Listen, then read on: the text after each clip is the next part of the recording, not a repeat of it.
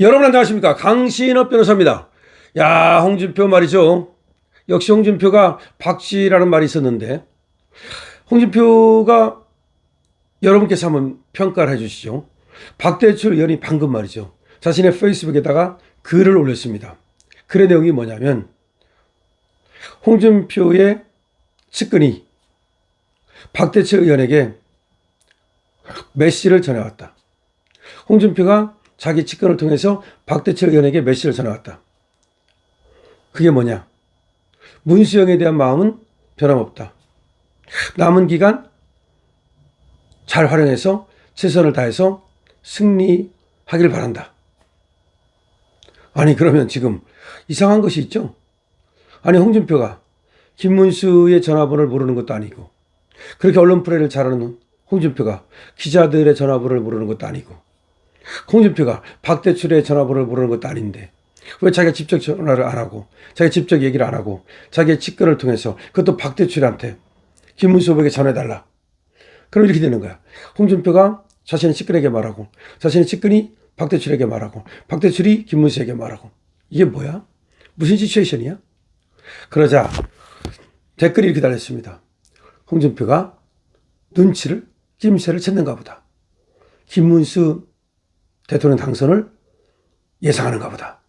뭔가를 듣고 뭔가를 느끼고 또 박쥐처럼 왔다 갔다 하는 사람이니까 또 냄새는 잘 맡으니까 그래서 김문수 당선을 예상하고 이재명에서 다시 김문수로 갈아타는 게 아니냐. 이재명이 될 줄 알고 사실 이재명 편에 서가지고 명태균 게이트 이 위험으로부터 도망가려고 했는데 가만히 보니까 이재명이 지금 여러 가지 논란, 유시민 논란, 이동훈 논란 이런 것 때문에 이재명의 승리가 어려워지니까 더군다나 사전투표가 지난 대선 때보다도 오히려 내려갔습니다. 자 그렇게 되면서 홍준표가 뭔가 눈치를 채고 김문수한테 아부를 떠는 게 아니냐. 그런 얘기가 나오고 있습니다. 여러분도 어떻게 생각하십니까? 그대로 읽어드릴게요. 박대출이 자신의 페이스북에 글을 썼습니다. 글의 내용은 이렇습니다. 홍준표 후보님이 측근을 통해 저에게 당신의 의사를 전해왔습니다. 그 측근이 전해준 홍 후보님의 메시지는 이렇습니다. 문수영에 대한 내 마음은 변함없다. 나머지 시간은 전력을 다해 꼭 승리하길 바란다 하고 전해달라. 자, 그러니까 여기 박대출이가 여기 대해서 홍 후보님 고맙습니다. 우리는 반드시 승리할 것입니다. 이게 그대로 읽어드린 거예요. 다시 한번 말씀드리면 홍준표가 지금 하와이에 있죠. 홍준표가 자신의 측근을 통해서 홍준표의 측근을 통해서 박대출 의원에게 지금 제가 읽어드린 이 말을 전해왔다. 이 말이 뭐냐면 문수영에 대한 내 마음은 변함없다. 나머지 시간은 전력을 다해 꼭 승리하길 바란다고 전해달라. 아니 그러면 사전투표 하기 전에 하든지 아니면 정식으로 김문수 지지를 선언하면 될 텐데 왜 그렇게 안 하고 이렇게 쓰리 쿠션으로 그럼 여기서 몇 가지 의문이 생깁니다. 첫 번째, 홍준표는 왜 이 시점에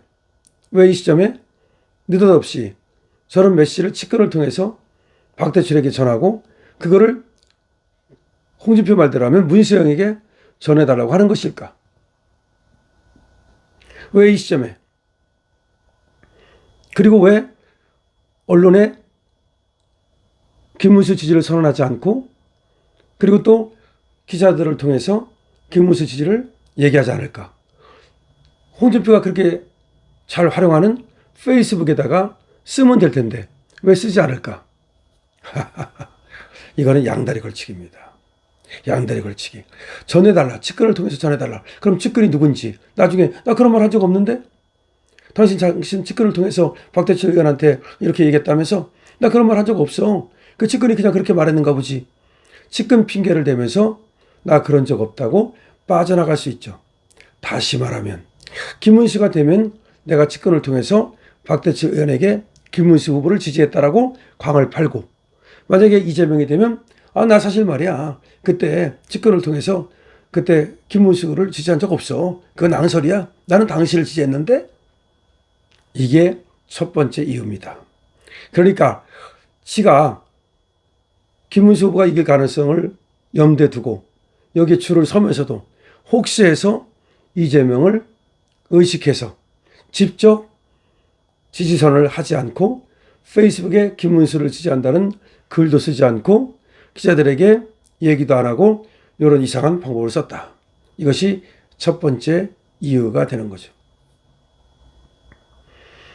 야, 이게 정말 제가 얘기를 하면서도 여러분 이 얘기를 들으면 야, 저런 인간이 있나 라는 생각이 들 겁니다. 자, 두 번째 이유는 뭐냐? 왜 홍준표는 도대체가 저 하와이에서 들어오지 않고 지금 저렇게 계속해서 언론 플레이, 이건 이제 언론 플레이인데 측근을 통한 어떤 그 메시지 플레이를 하는 걸까? 왜 가만히 있지를 못하는 걸까? 홍준표는 정계 은퇴하지 않았습니다. 지 말도 처음에 정계 은퇴한다. 그러고 나서는 그 다음날 지 마누라와 국힘을 탈당했습니다. 그리고 마치 정계에 다시는 돌아오지 않을 것처럼 국힘을 저주했습니다. 국힘을 얼마나 공격했는지 심지어 유영아가 홍준표를 그냥 조져버렸죠. 여러분 아실 겁니다. 그런데 홍준표가 유영아를 공격을 못합니다. 유영아가 비린내 나는 그런 짓거리 하지 말고 아닥하라 엄청 강하게 공격했어요. 제가 말씀드렸잖아요 어제. 이게 뭐냐면 유영아를 근데 공격을 못하잖아요. 박근혜 대통령이 나타나기 시작했다는 거야. 박근혜 대통령이 내일 서문시장 갑니다. 그리고 김문수 지지를 직접 호소합니다. 그러니까 구미에 가고 옥션에 간 거 이것도 간접적으로 김문수 후보를 지지 유세한 거지만 내일 서문시장에 간다는 것은 이거는 정말 TK와 경북 그리고 영남의 민심을 움직이겠다는 확실한 신호입니다. 그러니까 박근혜 대통령까지 나섰는데 홍준표가 저렇게 지금 김문수를 전혀 도와주지 않고 사실은 김문수를 지금까지 저격했죠. 이준석을 밀지 않았습니까? 그러다가 지금 박근혜 대통령까지 나서니까 아차 이거 큰일 났다. 내가 그래도 정치를 계속 하려면 대구에서 기반을 삼아야 되는데 저 박근혜 대통령한테 찍히고 그 다음에 김문수한테 찍히고 그 다음에 국힘한테 찍히면 끝이구나. 내가 그렇다고 민주당으로 한번 가보려고 했는데 보니까 민주당에서 받아줄 것 같지도 않고 천만의 말씀입니다. 민주당에서 홍준표한테 미쳤다고 국무총리를 줍니까? 그러니까 정계 복귀를 하기 위해서 더 이상 지금 만약에 그대로 있다가는 홍준표의 정치 생명이 끝날 것 같으니까 지가 정계 복귀를 위한 포석을 까는 겁니다. 이게 지금 세 번째는 뭐냐? 이 홍준표가 워낙 얕기 때문에 그야말로 명태균 게이트가 걸려 있는데 이 명태균 게이트 때문에 잘못하면 정치 인생 끝나는 것뿐만 아니라 깜빵 가게 되는데 이게 누가 될지 모른단 말이야. 처음에는 이재명이 될 것 같았단 말이야. 그래가지고 나는 이재명을 그렇다고 대놓고 지지하기는 어려우니까 이준석을 도와준다 그러면 이준석 표는 사표가 되고 사표가 많아지면 많아질수록 이재명이 당선되잖아. 그러니까 쓰리 쿠션으로 이준석을 도와줘가지고 이재명을 도와주는 이런 식으로 하려고 했는데 사고가 터진 거야. 이준석의 지금 젓가락 사고가 터진 거야. 그러면서 이준석이가 지금 이재명한테 완전히 지키고 제명을 당할 위기에 처하고 그리고 사실상 이준석이가 정치 생명이 끝나는 어떤 조짐이 보인단 말이야. 근데 자기는 이준석을 갖다가 지지한다고 선언해놨는데 이준석을 지지한다고 그랬잖아. 그랬는데 그대로 가만히 있으면 결국 이준석은 나가리 될 건데 이준석과 함께 그야말로 3,000m 낭떠러지로 떨어질 수밖에 없다. 그럼 이준석하고 선을 그어야 돼. 이준석하고 선을 그어야 돼. 이준석하고 같이 죽을 수 없다. 이준석 저 리스크가 저렇게 엄청나게 큰 걸 모르고 이준석을 덥석 물었다가 쉽게 말해서 낚싯바늘한테 걸려버린 거야. 그러니까 자기가 이제 이준석을 떼내기 위해서 이준석 단절을 하기 위해서 저렇게 지금 박대출 의원한테 측근을 통해서 뭐 내가 문수영에 대한 마음은 변함없다. 문수영이 잘해서 이겼으면 좋겠다. 이런 얘기를 하는 거야. 그러니까 홍준표는 지금 세 가지 제가 말씀드린 것 같은 그런 이유 때문에 지금 김문수 후보를 지지하는 척하고 지금 쇼를 하는 겁니다. 기가 막히죠. 기가 막히죠. 홍준표가 박대출에게 전한 이 충격적인 이 메시지 여러분들 어떻게 생각하십니까? 홍준표에 대해서 여러분들의 생각을 기탄 없이 남겨주시고요. 그 다음에 제가 지금 말씀드린 이런 것들과 관련해서도 여러분들의 생각을 기탄 없이 남겨주시기 바랍니다. 하지만 홍준표는 정치생명 끝났습니다.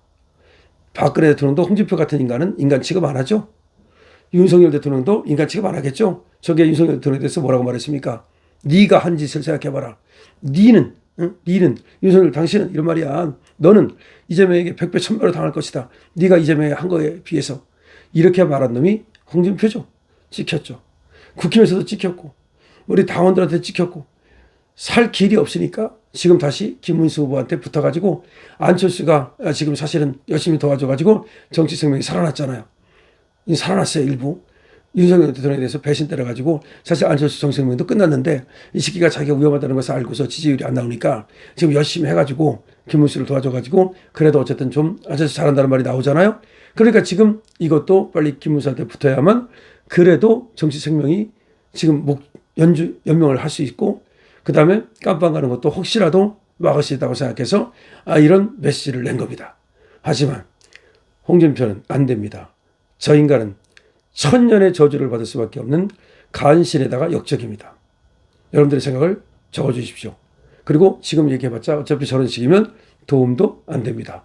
하지만 저는 홍준표의 저런 간신짓, 저 역적짓을 우리가 같이 알아야 되기 때문에 이것을 여러분께 말씀드리는 것입니다.